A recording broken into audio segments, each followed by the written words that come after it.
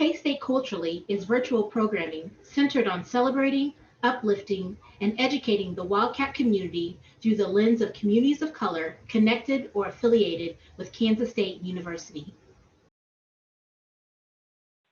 Hey everybody, hello and welcome to K-State Culturally, hosted by the K-State Alumni Association. My name is Bragg, and I graduated in 2014 with a degree in Management Information Systems from the College of Business.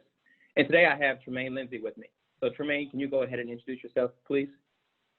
How's everybody doing today? My name is Tremaine Lindsey. I serve as Director of Diversity and Multicultural Student Life here at Kansas State University. Been here at K-State coming up roughly on 2 years from St. Paul, Minnesota. So coming all the way down from one city. So nice to meet you, Marcus. Glad to be here to have a conversation with you. Yeah, you too, man, for sure. Okay, so we are here today to talk about the opening of the Multicultural Student Center on campus, something everybody is so excited about. And I guess I'm coming from the perspective of a not so recent graduate, but somebody who, had hopes for the Multicultural Student Center when I was on campus. And now that it's finally come to fruition, just asking questions, I suppose, from the perspective of a recent alumni, just to find out what's going on campus, what are some of the first events you guys have planned for the center, and things like that. So I guess I can kick it off with a few questions, and we'll just take it from there. Sounds good to me. Well, I guess my first question is, what's the discussion on campus? How do students feel about the center, and are they excited? I would say it's a mix. At this point, there's a mix. You got a lot of support from our faculty, our staff, and administrators. So there's a lot of support, a lot of excitement in that arena. But then when it comes to the students, it's kind of a mix within there. Of course, our multicultural students are extremely excited about it. Something that those that have been connected over time have heard about and have been looking forward to for quite some time. Those that are brand new students, it's something that, as we've been engaging with them leading up to their time here at K-State, kind of a selling point per se, to come to K-State where we will have this new facility. So there's a lot of excitement, on that end. But then, you have some students that really still, even in 2020, don't completely understand the need of it. So a lot of those are still kind of confused as far as what is this space, why is it needed? We have the student union, those type of things. So I would say it's definitely a mix, but on the majority side, a lot of people are excited about the space. Yeah, that was one of the questions I was going to have for you later, because, we know the schools in Kansas. We know how Kansas is politically and the demographics of the school. And so I kind of figured there might be some pushback. But it sounds like from what you said, it's more so on the student side, not really so much from like the administration or faculty. Like they tend to be or seem to be more in support for the center. Yeah. Again, like I said, administration is very much in support of it. It has been, as you know, a process that has been on the books for quite some time.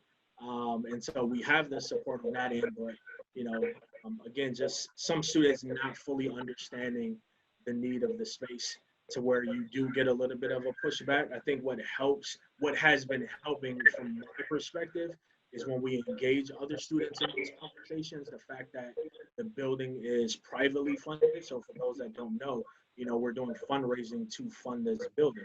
And so because it's not costing an increase in tuition dollars for some of those students that might not be completely in agreement, then it kind of allows them to say, okay, it's not costing me any extra money. So if that's what you want, go ahead and, we'll see, but still might not be completely in agreement with it. But, as opposed to if it was, coming from university dollars and increasing tuition for it, I think we would, see a lot more pushback from students that feel like the space isn't needed. Okay. And, we probably shouldn't even have to say this, but I'm going to say it anyway. Even though it's a multicultural student center, any student can use it, right? They can reserve it for their events. They can come to the events and do whatever they want. So it's really a center for all, even though it's focused for, students of color. Definitely. It is a space that anybody can frequent at any point in time. Like you said, it is a home for our multicultural students. And I can even think back to when I first got here to K-State right away. I started in November of 2018 and had to jump into the conversation because at that point in time, we had not started construction. We were still looking to get approval from the Kansas Board of Regents. And having to jump into that conversation where some folks were still kind of like, why you have the student union, why this space, and really, letting it be known, a place like Kansas State University, I'm not gonna sugarcoat my my answer here, but in a place like being in a place like Manhattan, Kansas. Kansas State is we call them a PWI, which is a predominantly white institution, right? And so because of that, a lot of our multicultural students don't always feel included or welcome or having a sense of belonging at K-State. And so this center, this space, it's an opportunity, it's an environment for them to be able to have a place that they can call home and be unapologetically themselves, can be authentic in their conversations, be completely authentic in their engagement and interactions. Our multicultural student organizations and their programs, they're able to be 100% authentic to their culture, and that to where it's a little bit more challenging to do in places like the Union or other spaces on campus when people don't completely understand or get it. When somebody is in an environment where it's unfamiliar to them, there's kind of always that look or, why are you doing that here? Or that expectation that you assimilate or adapt to that mainstream culture. Building the facility allows for our students to be able to do that. But at the same time, like you said, anybody could be in that space, and it's a perfect opportunity for other individuals that are not students of color or from the LGBT communities or any other marginalized identities to be able to, take an opportunity to learn and grow within their own personal developments and journeys. Well, I'm glad you said that. I mean, that's how we feel every day, right? I mean, I remember when we were having our first discussions with the administration at the time about this stuff, and there was a lot of pushback, and we were like, every time there's a new flyer that come out, you put the most prominent Black students on the flyer. You always want them to lead the tours.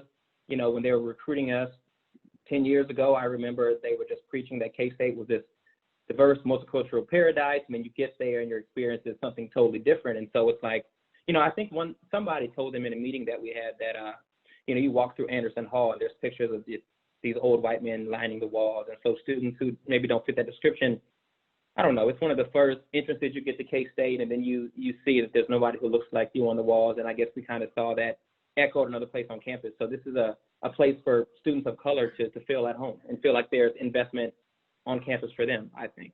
Yeah, definitely. I agree. Definitely. Okay, so with that in mind, what are some of the first events you guys plan to have at the center? Any welcoming events or any big kickoffs? Yeah, not probably. We will for sure have at least 2 welcoming events in the form of, right now we're on pace and on track to be able to have our ribbon cutting at the end of November. So we're looking at, right around kind of that last week or so just before students take off for the holiday break. So we're going to do that ribbon cutting ceremony there to allow individuals, to be able to see the space, to be able to move around and walk in the space. And then knowing that students are going to leave campus, we definitely intend to do kind of an open house / kickoff right away in the spring semester.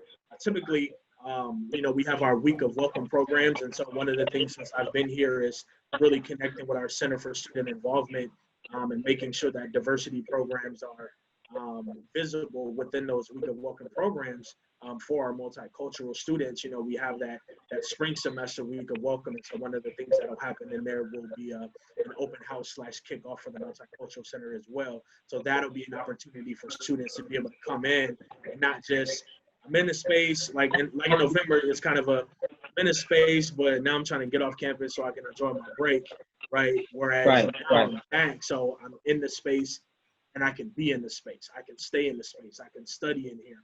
I can hang out in here. Or, I know I'm coming back later in the day because, I might be a member of Halo and our meeting is going to take place in here later on today, or, the Black Student Union or whatever other student groups. that'll be utilizing the space. It's at that point you're here and this is yours. This is yours to be able to take advantage of. Well, I was just thinking, I totally forgot what was going on right now with the pandemic and 2020 being the year that it has been. So what are the chances after 20, 30 years of people putting in work trying to bring this campus or building the campus, and then, it gets there and you can't really have a big kickoff the way it really should be celebrated? But yeah, I joke about it all the time. Like, here it is, we're putting all this work into a building and we don't even know if we're going to be able to use it right away. Right. But it's unfortunate, and just like I kind of look at it as when you look at where we're at right now and the circumstances that we're under, it's only right that we have a building under these circumstances and times, right? Because it's always a journey, it's always a fight. Nothing ever comes easy, and so when you look at the journey of equality, fights, social justice, civil rights, and all those different type of movements, nothing ever was just completely handed over for you to enjoy. Right away. Right. Some work that goes into it, and I don't see this. Unfortunately, I don't see this as anything different. To where, we have this space, but the way that we would like to enjoy it, we can't enjoy it right now under the circumstances. But we're gonna figure out a way to make it. Yeah. You make the most of it regardless. Okay, so kind of along those lines, but switching gears just a little bit, just for people like me, for alumni who haven't been to campus in a couple years and have kind of lost touch or connection, just in general, what's the current campus climate related to race and multiculturalism? And I guess, for people like you who work in diversity and office diversity and things, like what are some of your top concerns and top projects that you have going on these days? Yeah. I'm going to say when we talk about climate, it's not going to be any different than anything that's going on outside of K-State. There's a lot of civil unrest that's happening. I'm not saying that there's riots that are happening, on campus and like in some other places. But what I can say is that our students are extremely vocal. What I mean by that is, just as much as you have, for example, the unfortunate and untimely, death and killing of George Floyd that happened, what was it, back in May, right towards the end of May. Our university, I think we're in a time right now where our administration is listening. They're listening and they're doing more than listening, but I truly believe, this is me speaking for me. I've been in higher ed for quite a while, but I truly believe that we have individuals in our senior administration within senior leadership that are making efforts to do things differently. They're listening, they're hearing, they're trying to figure out how to be able to make it right and make K-State a place for our multicultural students, our marginalized student populations. But it's a learning curve and there's growing pains just like anything else. And so as students, a lot of our students are kind of at the point where they're fed up and they want to see the change right now. It does make it a little bit difficult, but, with saying that, you have that untimely death of, and that killing of George Floyd in our university wanting to be in support of communities of color and sending messages out throughout the course of the summer, letting students know, we stand with you, we don't agree with this, but it was very easy for the university to kind of separate themselves from that, to say, hey, we don't agree with that at all, and be blinded to what's actually happening on campus and the things that have been happening on campus. And so, for those that may not be familiar with it, our Black Student Union joined in solidarity with other BSUs across the Big 12 and quite frankly across the country, to where they did a Twitter campaign, Black at K-State, and that really caught the attention. I saw that, yeah. It really caught the attention of our administration, our senior leadership. And I don't know if they were aware of the domino effect that would have, but because of that, it's putting, it allowed for the university to be put in a place to say, hold on, you can't separate yourself from the systemic oppression, the systemic racism that's happening across the country, because it very so much happens here at K-State, and here's the experience of your Black students, just as much as it was voiced by our Black student, union and our Black students on campus, those same stories, right, can be said for other marginalized populations across the university as well. So it's not just unique to our Black students, but our Hispanic students, our Latino students, our Indigenous and Native student population. We have our Asian students who, right now, when we're dealing with COVID-19 and a lot of xenophobia that's happening right now, so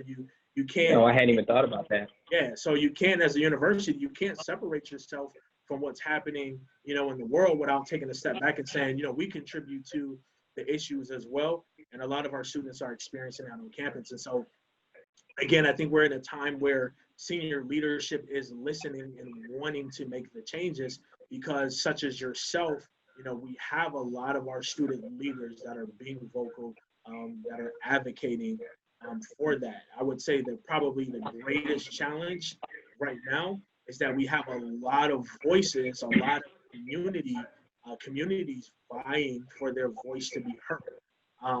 So, we're within Diversity Multicultural Student Affairs, we're not a large department at all, but, oftentimes I find myself working around the clock just to be able to hear what are the needs of our students? What is it that they're seeking from us as a university?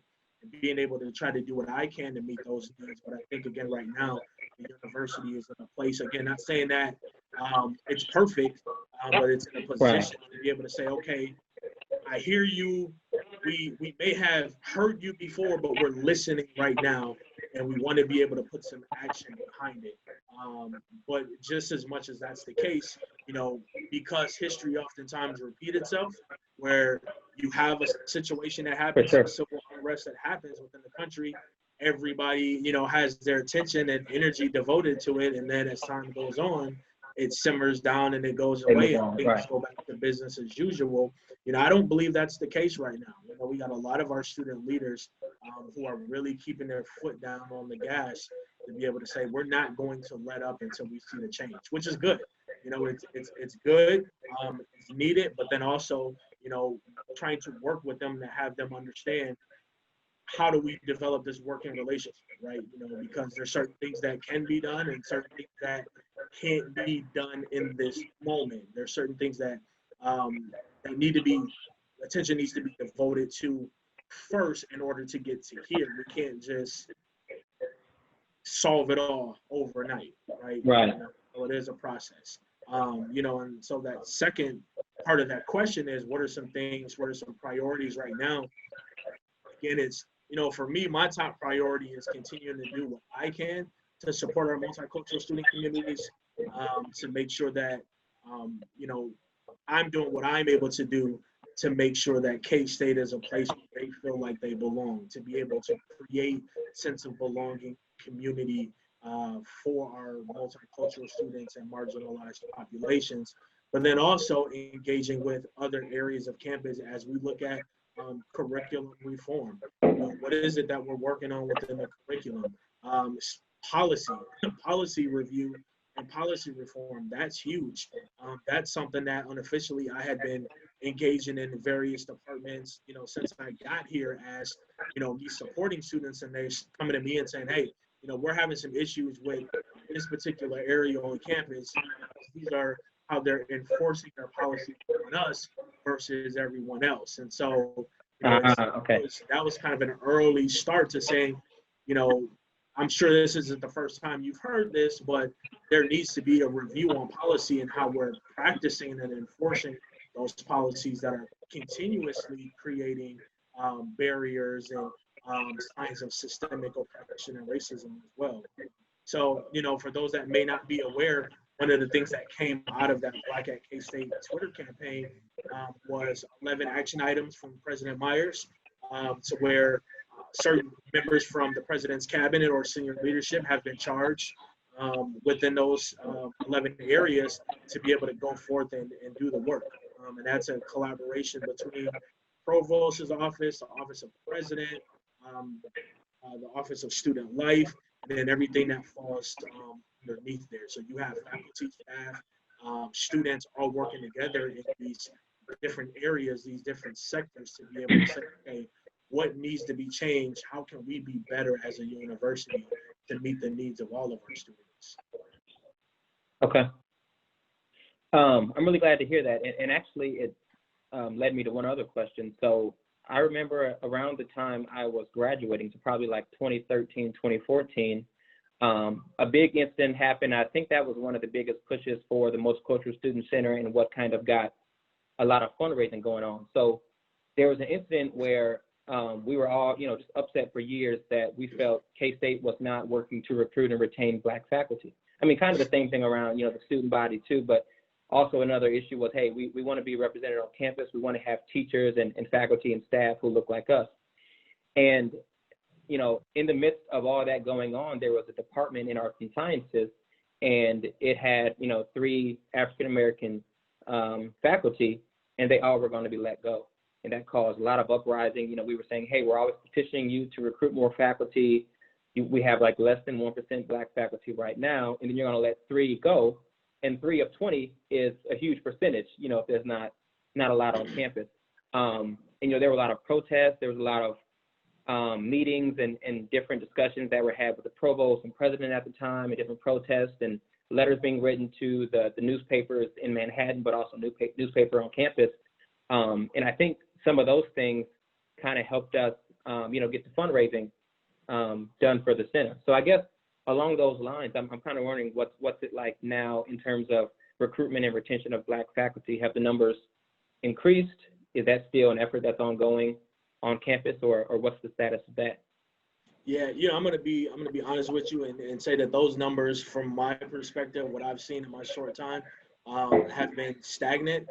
That's not to say that it hasn't been a priority for the university. It's just it's so challenging being in a place like Manhattan, Kansas, right?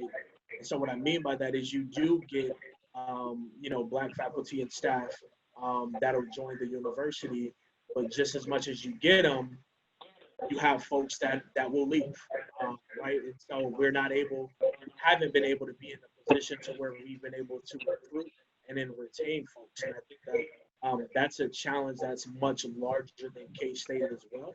I think it's a K-State and a city of Manhattan issue that we want to be able to continue to collaborate to address and to solve. Because unlike you all as students, I say you all, but unlike students, right? You call me a student, that's all right. Yeah. Okay. Unlike students, right? It was interesting because right away when the semester started back up, and I'm having a conversation with students, and one of them, so how was your summer? Did you stick around here? Did you go back home? And then they had to pause and think. It was like, oh, wait, I guess you do live here, and it's like right. So right. From the student perspective, I'm not from Manhattan. I come here, I do my semester, and then during the breaks or in the summer, I go back home. Whereas folks that work here, we live here, right? Again, I came from the Twin Cities. It is very different. Manhattan is extremely different than what I'm used to and what my family's used to. My wife and my 2 kids, extremely different. So having to make those life adjustments in addition to your job, I think that's where it can be challenging. At least for me, that's where it has been challenging. I can't speak for everyone else, but then you couple that in with opportunities for advancement. We as Black faculty, staff, administrators at K-State oftentimes have to work twice as hard as our white counterparts to be able to have the acknowledgement and to be able to be seen, qualified for a position for advancement. And so sometimes people just see it as more beneficial for them to be able to come, be here, get the experience that they need, and then it might be less of a headache to be able to move on somewhere else for that advancement than to be here 15, 20 years to be able to, advance to that next level that they're in. Yeah. So we still have work to do. I mean, I can imagine it's challenging. I mean, I guess this is the first conversation I've probably had about it in years, and looking at it now through grown eyes. I mean, I'm applying to new jobs. I'm thinking about maybe relocating, and there are certain places I probably would not go, even if the most amazing position were offered to me, because I wanted to look a certain way demographically. I want to feel like I'm gonna see people, you know, around who I relate to, who I look like, et cetera. So yeah, I mean, I can understand it's probably not quite as easy as just saying, hey, we want to go out and recruit more Black faculty or Latino faculty. You know, it's much more complex. Yeah. No, it's interesting that you say that, because literally this morning, a few hours ago, I was reading an article on the 15 worst places for Black Americans to live, right? So Right.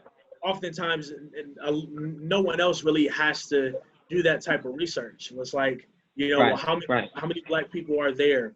You know, what is it like for cost of living, or the pay, the median household income, you know, all those things. And then not only that, but what is the Black experience like in certain places? And so, you know, that can be challenging. I'm not saying Manhattan, I can say Manhattan was not on that list of 15. So it is safe to say, you know, unfortunately, my hometown was number 4 on that list of the Twin Cities, right? Really?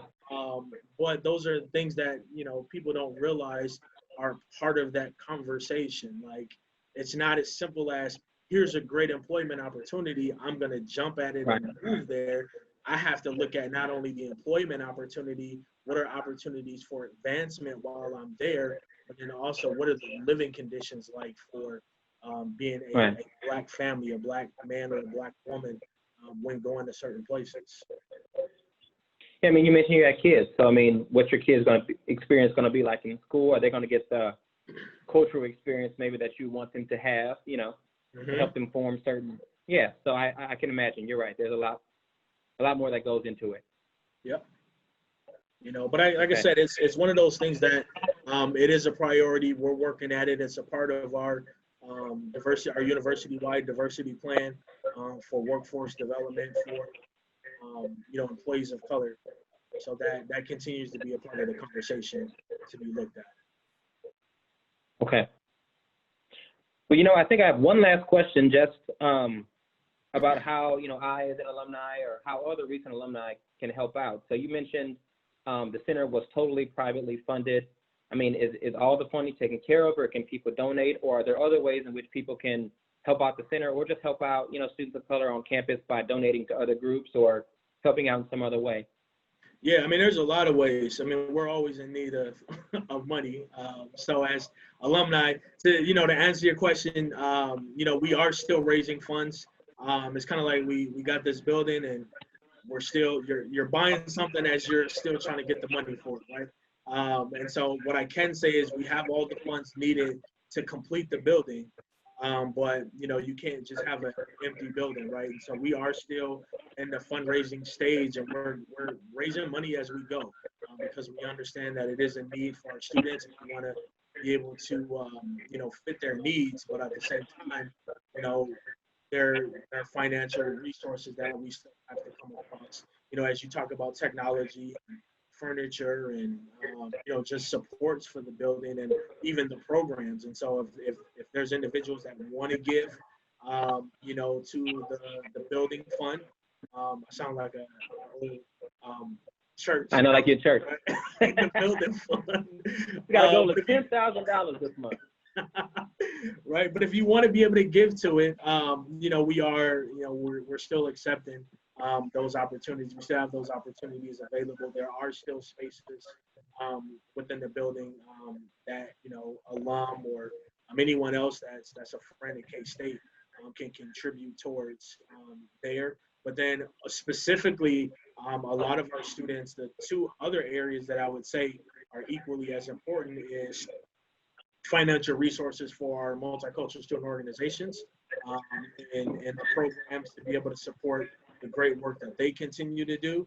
And then probably students will probably rank this, they'll rank this either right at the top or neck and neck with the financial resources needed for the center, is funds for scholarships. As you probably are aware of, one of the biggest challenges in being able to retain our students of color is the financial burden that it takes to attend, you know, college. And every year that cost. Yeah, I'm still paying. See, right? You know, and I can probably say a lot of our alum are still paying.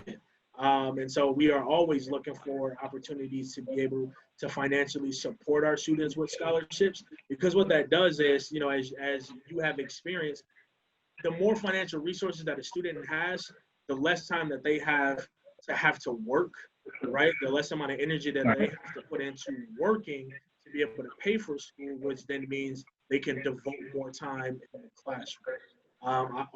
My preference is for students to be a student first. You're here to be able to go to school.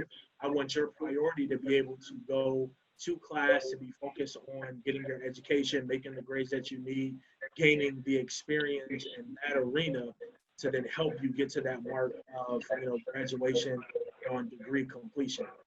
But if a lot of our students, as you probably may know, we lose a lot of students. It's not that we can't retain students because they're not academically prepared.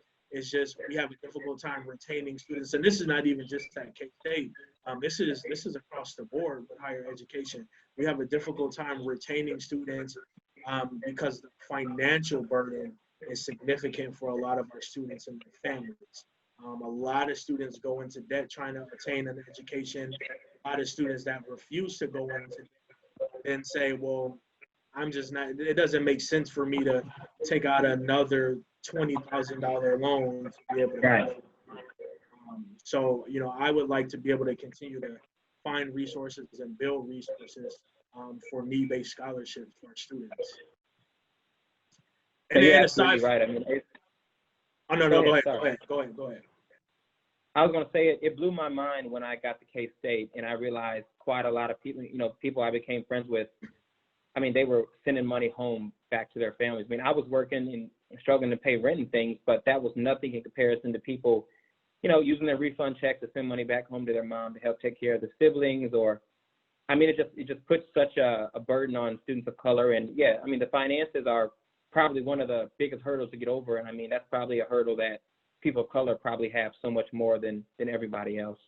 Yeah, definitely. I mean, it's common. Like it's a lot more common than what people very common realize, you know, to do that because, and you know, not to fault the families, but when you have a student that goes to college and nobody else, like when you're the first in your family to be able to go to college, in a lot of communities, especially like I can say so for, you know, within the Black community, that doesn't happen as often. So when that does happen, people look at you as a success, right? They look at you like, you know, moms are like, my baby made it, right? And so they look at you as a success versus having that understanding like, yes, I was able to be successful in being able to make it to college, but there's still a lot more that I need to be able to do to get to the financial stability to be able to give back.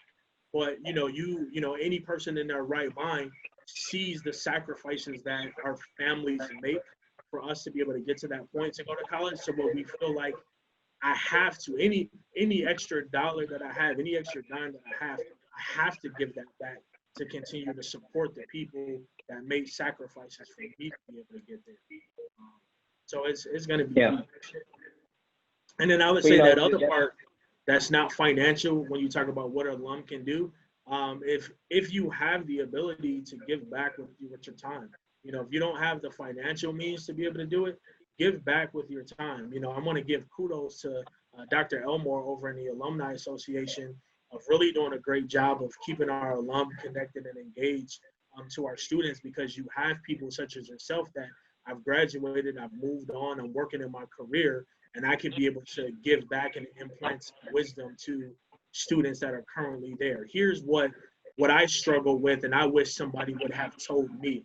Here's the same mistakes that I want to make you aware of that I made, that you don't have to make some of those same mistakes, or here's how to be able to navigate this system, to be able to learn the tools to navigate it a lot faster than what you know, prior generations you know, had. And so if you have the ability to do that, you know, being able to reach back and mentor and stay connected and involved, you know, with our students, that's a great way as well. Okay. Well, you know, I really appreciate you answering my questions. I mean, you provided a lot of insight, and it was nice kind of to get caught back up on what's happening on campus. You know, before we end, I wanted to ask you maybe if you had any questions for me as a former student leader, or maybe any questions you think current students may have, you know, like you just said, along the lines of what was our experience like and kind of what's it like post-college. Yeah, definitely. There's a couple questions that I definitely want to ask you and kind of get out Okay. there since we're on the conversation of the center. We know this has been a project that's been in the work for some years, 15, 20 plus years, where students have advocated. But as you brought up the situation to where those three Black women were set to be let go, and how there was a lot of protest and advocacy for that, and how things got brought back on the table, put back on the table for the Multicultural Student Center. What you failed to say and humbly failed to say was you were the BSU president at the time that ignited that conversation.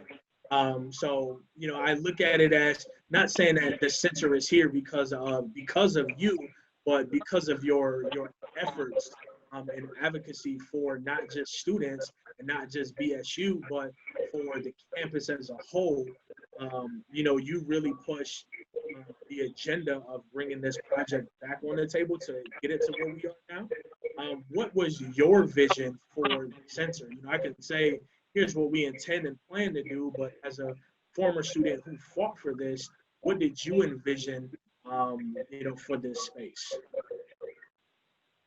Yeah, I appreciate that.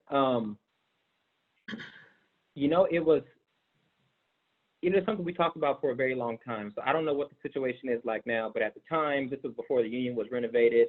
We were kind of confined to this small little MSO room in the union, right? So Clark was one of our advisors, had an office in there, and then we would have meetings in there. We would come in there and eat lunch.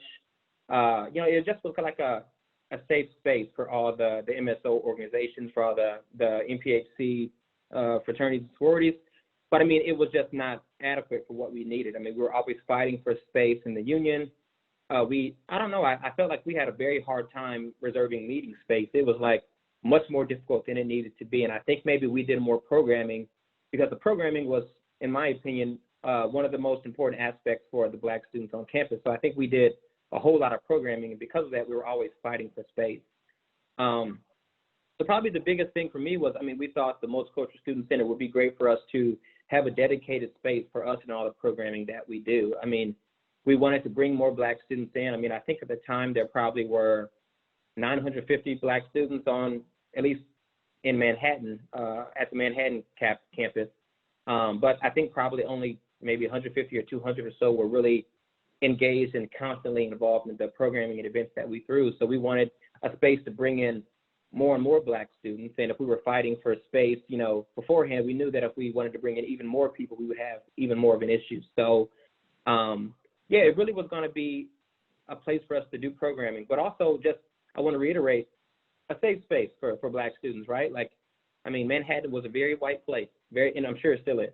It definitely still is. So, I mean, Black students are, you know, you're like 1 and 2 to a class of 100 people or 50 people, and then, I don't know, I remember there was this intro to English class that everybody had to take, and there was like this racial discussion. I think Tim Wise was the author, and everybody had to read Tim Wise, and then you have a discussion about the topic in class, and you're the only Black student or the only student of color in the class, and everybody turns and looks at you for your opinion. And K-State was a lot of that for me. And, you know, and I feel like a lot of my attachment to the university is really because of my fraternity and because of BSU and other MSOs I was a part of. And so I think just having a Multicultural Student Center, my vision for it, and I hope this is, you know, how students feel today, is that it'll make K-State feel more like home to them.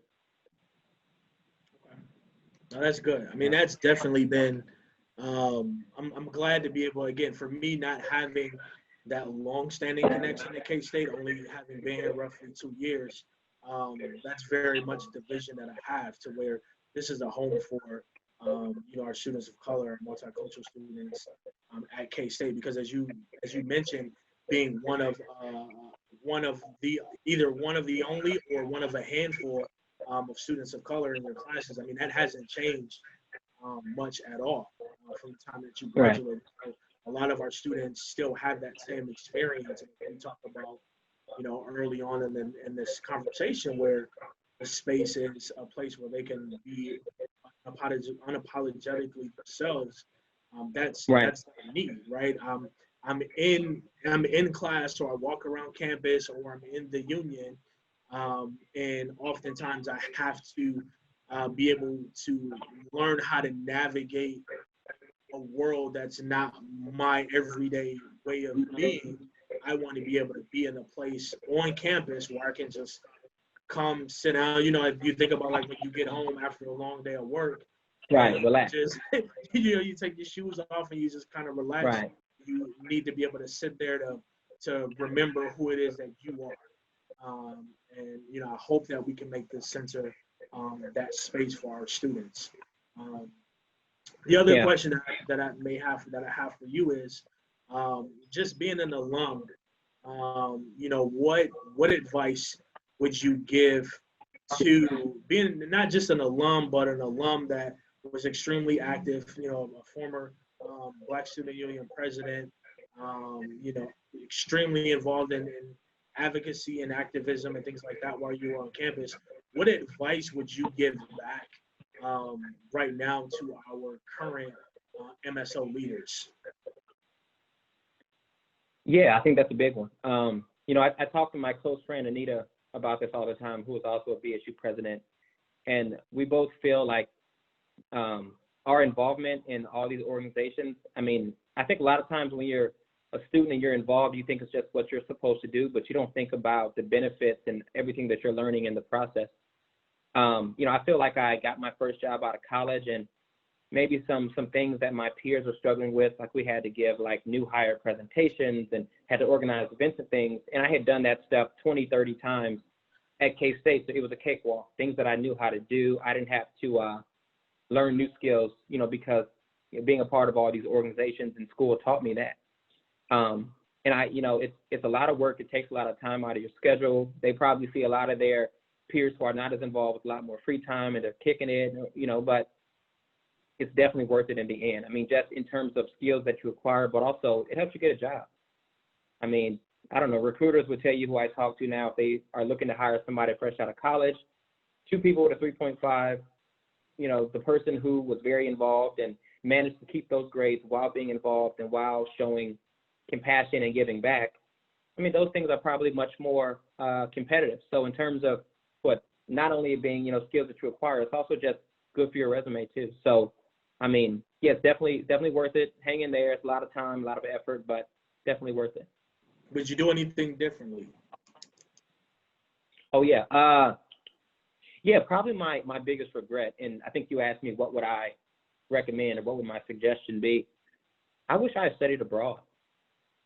I mean, so I did 5 years at K-State. I took the scenic route, and surely I could have carved out a semester in there to go abroad and study. I remember Jessica actually advocating. There was a scholarship, a couple study abroad scholarships, and I remember somebody, I think it was Jessica, came to BSU trying to tell students about it, just kind of broaden our mind and broaden our horizons to, study abroad. And I think for a lot of Black students, other students of color, we already talked about this, you're struggling financially already just to attend school, so probably going overseas is, it's kind of hard to wrap your head around that. But there's a lot of programs in place to, help you see the world and just, look at things from a different perspective.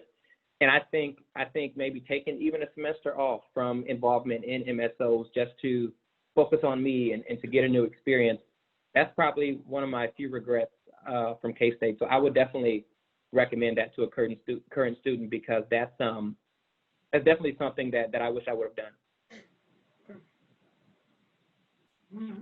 I just got a note from Jessica just about one more topic to discuss. So she said if I have any advice for working with the administration. And that was probably a tough thing. I mean, I was probably 21, 22 at the time, and you're kind of intimidated in a way, or you still feel like you're not grown. So how can I talk to these adults and how can I, speak to them in this manner, telling them what they're not doing and what they should be doing, and I feel like I'm a kid. So there was some of that I had to get over, but I would think looking back on it, you definitely should not feel that way. I mean, you're a student, you're paying however many tens of thousands of dollars a year to go there, so your voice matters regardless, right? But on top of that, I mean, if K-State wants to, claim or say that it's this place for diversity and multiculturalism, they want to recruit all these students of color, then somebody needs to hold them accountable for making sure that students of color feel comfortable there and have the same experience that white students have. And I mean, it sounds like definitely that was not my experience and my friend's experience. And it sounds like from what you're saying, students still kind of struggle with that. So there's still a lot of work to be done. And my advice would just be, you know, come to the meetings prepared, but do not feel like you don't belong in the room. You do belong. You know, your voice matters. How you feel matters. You are definitely right to call them out for, you know, what they're not doing or what they could be doing better. And you should walk into the room with confidence, knowing that, you know, you're doing it for a good cause. So that would probably be my last piece of advice. Okay. Well, definitely appreciate that. You know, definitely appreciate that. And again, appreciate you and all the work that you did advocating for this space that, you know, we're going to be venturing into in the next month or so, as well as those that past advocates for the space and even those that came after you. You know, we're greatly indebted to all the work and all the energy, the sacrifice and the time that you all made to be able to make this happen. Well, thanks. You know, I'd probably say the same to you. I mean, I know it's your job, but I'm sure you probably work more than 40 hours and you work much later than 5 o'clock. And we would not have, you know, done any of the things or accomplished a lot of the things that we did without help. I mean, you're young and it's your first time doing these things. And without Jessica and Brian and Brandon Clark and Dr. G, I mean, we would have, you know, a lot of times not known what we were doing. And I'm sure the students who graduate now and 10 years later, they're going to be mentioning your name, you know, when they talk about who helped them and who helped them accomplish their goals as, you know, BSU and different organizations. So thanks for all the work that you're doing too. Appreciate it. Thank you. So I think we're wrapping up. And so my last plug is check out more K-State cultural content on the K-State MAC Facebook page. And you can see interviews like this and other interviews and probably a lot of ways alumni can give back and stay up to date with what's going on campus. All right.